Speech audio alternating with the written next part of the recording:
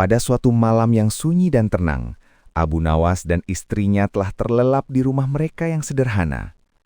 Rumah itu berdiri di salah satu sudut kota Baghdad, jauh dari kemegahan istana dan hiruk-pikuk pusat perdagangan.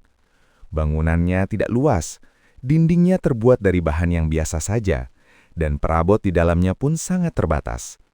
Namun, rumah itu selalu terasa hidup karena dipenuhi kesabaran, kejujuran, dan sikap menerima apa adanya. Abu Nawas dikenal oleh masyarakat sebagai seorang yang cerdas, jenaka, dan seringkali memberikan pelajaran dengan cara yang tidak terduga. Meski namanya kerap disebut-sebut di lingkungan istana, dan ia sering dimintai pendapat oleh Khalifah Harun al-Rashid, Abu Nawas tidak pernah tertarik untuk hidup bergelimang harta. Ia memilih hidup sederhana bersama istrinya, cukup dengan kebutuhan sehari-hari yang paling mendasar.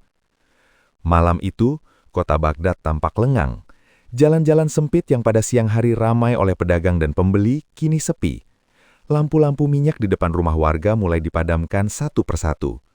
Hanya suara langkah penjaga malam dan desir angin yang terdengar sesekali. Udara terasa sejuk, membawa ketenangan bagi mereka yang terlelap. Di balik ketenangan itu, seorang lelaki berpakaian gelap bergerak perlahan di antara bayang-bayang. Lelaki itu adalah seorang maling. Wajahnya tampak letih dan matanya memancarkan kegelisahan. Sejak sore hari, ia telah berkeliling mencari rumah yang kiranya menyimpan harta berharga. Perutnya lapar, pikirannya penuh kekhawatiran tentang hari esok. Ia berhenti di depan rumah Abu Nawas. Dari luar, rumah itu tampak sunyi dan tidak terawat dengan baik. Namun, bagi si maling, rumah yang tampak tenang seringkali justru menyimpan sesuatu yang tak terduga. Dengan hati-hati, ia mendekat dan memastikan tidak ada orang yang mengawasinya. Dengan gerakan perlahan, maling itu membuka pintu rumah. Pintu itu berderit sangat pelan, hampir tak terdengar. Ia masuk sambil menahan napas. Di dalam rumah, suasana remang-remang. Cahaya bulan masuk melalui celah kecil di jendela, cukup untuk memperlihatkan isi rumah yang sederhana. Pada saat itulah Abu Nawas terbangun. Pendengarannya yang tajam membuatnya segera menyadari ada suara asing. Ia membuka mata perlahan dan mengamati sekitar. Ketika ia melihat bayangan seseorang bergerak di dalam rumahnya, ia langsung memahami bahwa rumah mereka sedang dimasuki pencuri. Namun, Abu Nawas tidak panik. Ia tidak langsung membangunkan istrinya, apalagi berteriak meminta pertolongan. Dalam benaknya, ia mempertimbangkan keadaan rumah mereka. Ia tahu betul bahwa tidak ada barang berharga yang bisa dicuri.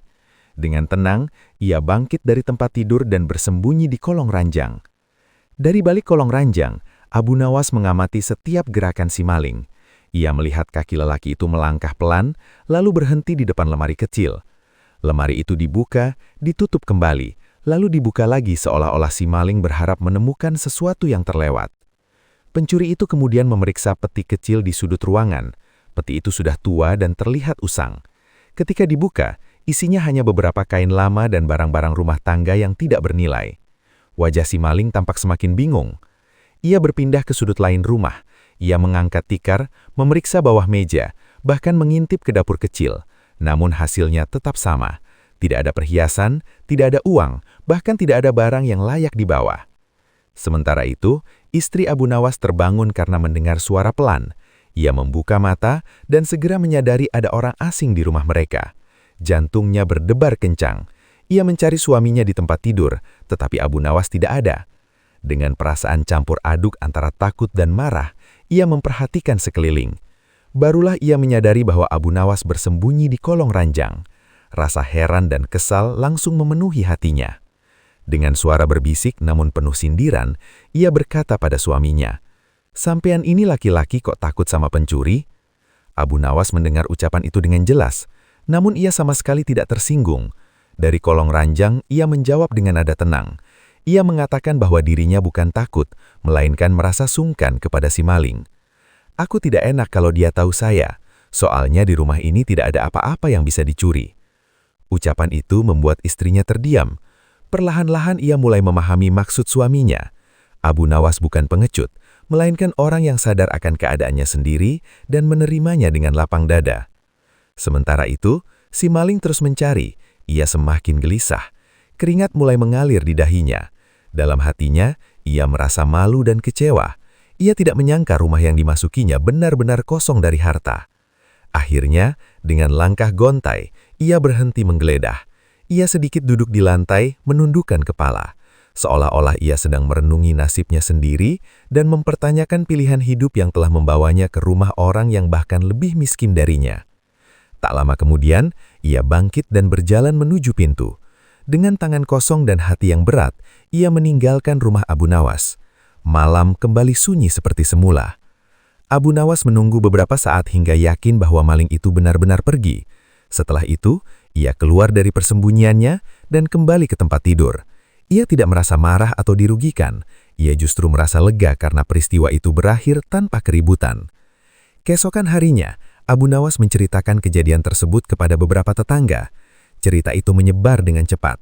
Banyak orang tertawa mendengar sikap Abu Nawas yang tidak biasa. Namun ada pula yang merenungkan makna di balik peristiwa itu. Sebagian orang berkata bahwa Abu Nawas terlalu pasrah. Namun yang lain memahami bahwa sikapnya lahir dari kejujuran dan kesadaran diri. Ia tidak berpura-pura memiliki sesuatu yang tidak ia miliki. Seiring waktu, kisah itu sampai ke telinga para pejabat istana. Bahkan Khalifah Harun al-Rashid mendengar cerita tersebut. Sang Khalifah tersenyum mendengarnya dan semakin yakin bahwa Abu Nawas memang memiliki cara pandang yang berbeda dalam menghadapi kehidupan. Bagi masyarakat Baghdad, kisah ini menjadi pengingat bahwa kekayaan sejati tidak selalu diukur dari harta benda.